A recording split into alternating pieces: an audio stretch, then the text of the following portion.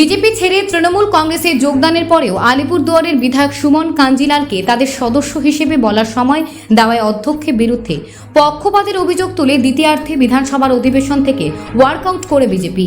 উত্তরবঙ্গের বন্যা সমস্যা নিঃসরণে ভুটানের সঙ্গে যৌথ নদী কমিশন করার প্রস্তাব নিয়ে আজ বিধানসভায় দ্বিতীয় দফার আলোচনা চলছে।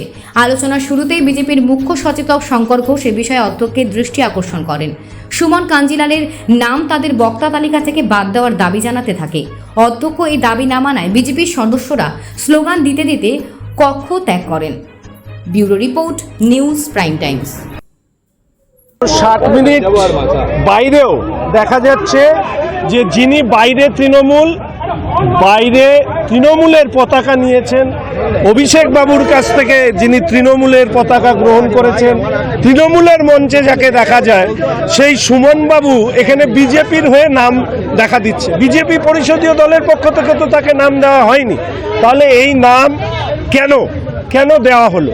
এই যে অসংসদীয়ভাবে স্পিকার সাহেব যেভাবে চালাচ্ছেন এর সাথে আমরা সহমত নই, ফলে আমরা এই ওয়াকআউট করেছি।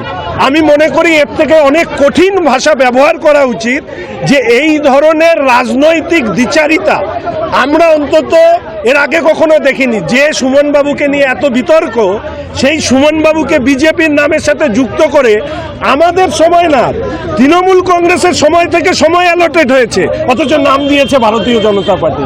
লজ্জা হয় যে এই সদনের মধ্যে দাঁড়িয়ে আমাদের উপস্থিত। আপনারা কি আর অংশ নেবেন আজকের আলোচনায়? না, এই আলোচনায় অংশগ্রহণ করবো না। শাসক দল বলছে যে আপনারা কিছু না কিছু ইস্যু পেলেই বাইরে বেরিয়ে আসে। এটা কি ইস্যু?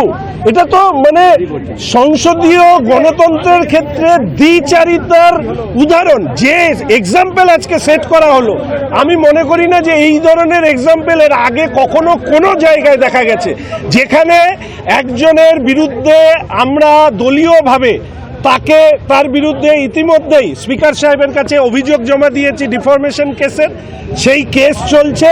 এবং সেই জায়গায় দাঁড়িয়ে আজকে তৃণমূল কংগ্রেসের সময় থেকে সময় কেটে ভারতীয় জনতা পার্টির নামে তাকে তালিকায় রাখা, এর থেকে কি প্রমাণিত হয়?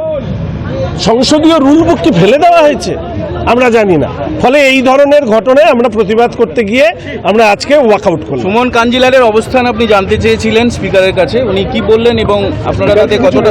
প্রথম কথা, অবস্থান জানার থেকেও তো এটা বুঝতে হবে যে আমরা পরিষদীয় দলের থেকে যে 5 জনের নাম দিয়েছি, সেখানেই 60 মিনিট আমাদের যে ধার্য 60 মিনিট সেটা অতিক্রান্ত হয়ে গেল।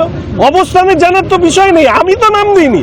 আরে বিজেপির সদস্যের নাম তো দেওয়ার অধিকারী আমার, পরিষদীয় দল চিফ হুইপ, আমি তো নাম দিইনি। তাহলে বিজেপির হয়ে নাম দেওয়ার অধিকারটা কে দিয়েছে ওনাকে? কে দিয়েছে? স্পিকার সাহেবকে সেটাকে ক্লারিফাই করতে হবে। বিজেপি পরিষদীয় দলের নাম কি অন্য কেউ দিয়ে দিতে পারে, সেটা ক্লারিফাই করতে।